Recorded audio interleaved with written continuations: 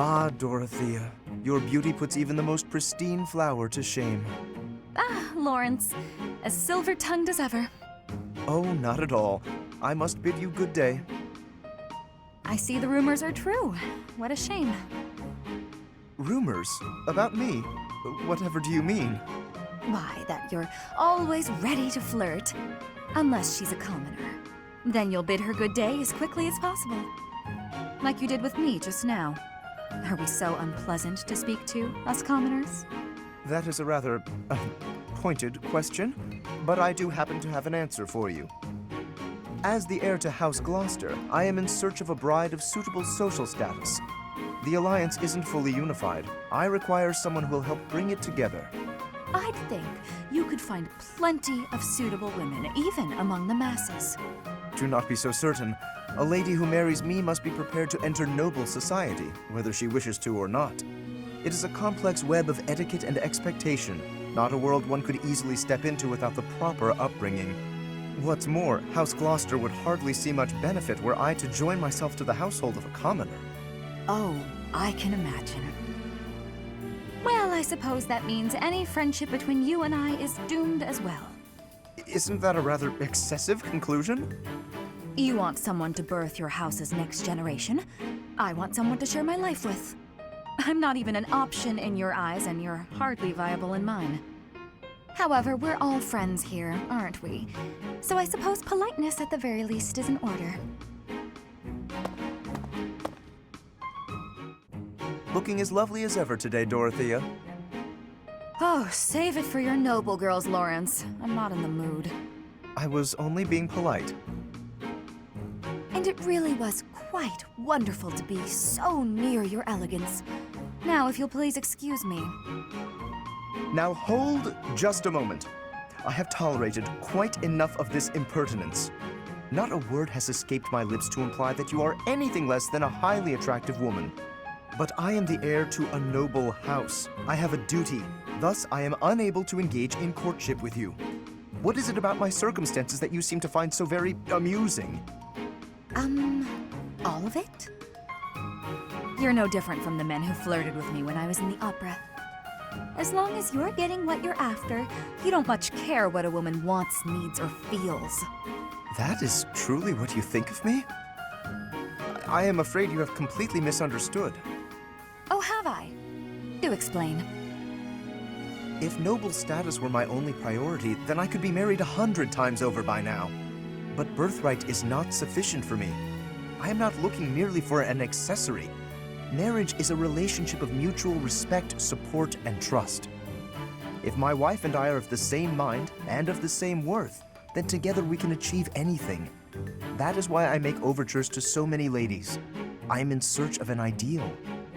You're searching for someone who matches your vision of a perfect spouse? How odd. So am I. And everyone else.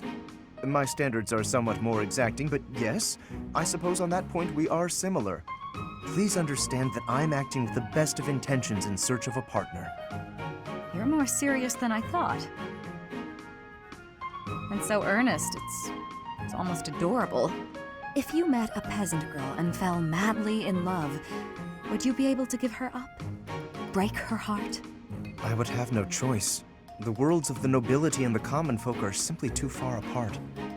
I cannot choose to abandon my duty merely for the sake of a fleeting emotion. Lawrence, you're dangerously close to dedicating your life to the lie that nobility is something special. I hope you realize that before it's too late.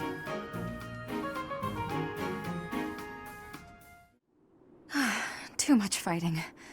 I need a moment's peace. Why, if it isn't Dorothea? What are you doing here?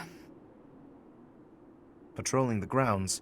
There have been entirely too many raids as of late. And yourself? Nothing. Not really. I just needed a bit of quiet. It is regrettable to see you so troubled by this war. This is not a burden any commoner should bear. Don't trouble yourself on my account. So, did you ever find that wife you were looking for? This is hardly the time or place for me to be searching for a bride.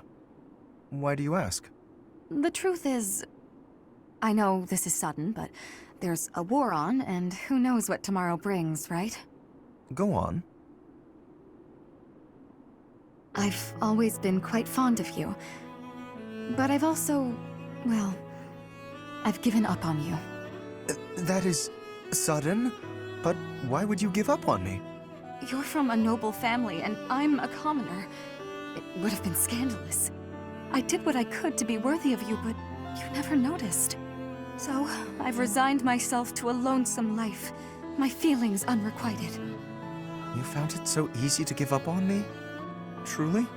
This war has changed my mind on a great many things, you know. I've given it all a lot of thought.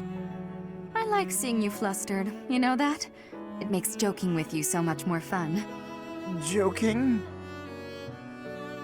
Yes, joking.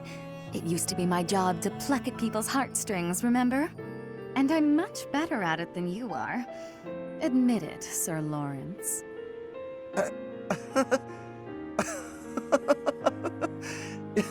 I concede defeat, but your words have cut straight through to my heart.